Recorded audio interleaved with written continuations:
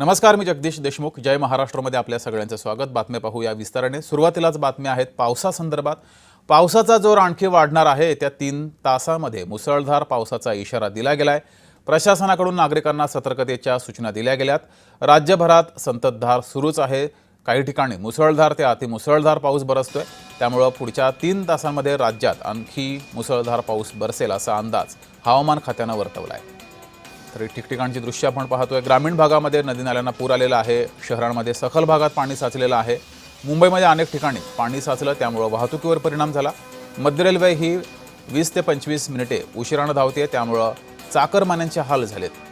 तर पुढचे 3 तास, या 3 तासामध्ये अतिमुसळधार पाऊस काही ठिकाणी बरसेल, तर काही ठिकाणी मुसळधार पाऊस बरसेल असा अंदाज हवामान खात्यानं वर्तवला आहे.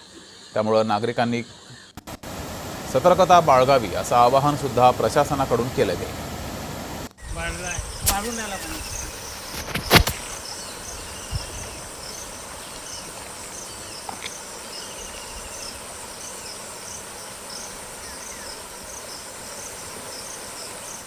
तर ही ठिकठिकाणची आपण दृश्य पाहतोय. शहरामध्ये अनेक ठिकाणी पाणी साचले आणि ग्रामीण भागामध्ये नदी नाले हे इशारा पातळीवर वाहत आहेत. ही ग्रामीण भागातील काही दृश्य आहेत.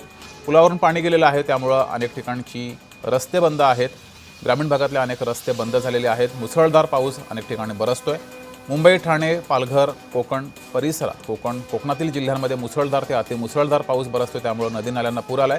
तर पश्चिम महाराष्ट्र, विदर्भ या ठिकाणी सुद्धा पाऊस बरसतोय, त्यामुळे अनेक ठिकाणी नदी नाले हे तुडुंब वाहत आहेत. तर शहरांमध्ये अनेक ठिकाणी सखल भागामध्ये पाणी साचलेलं आहे.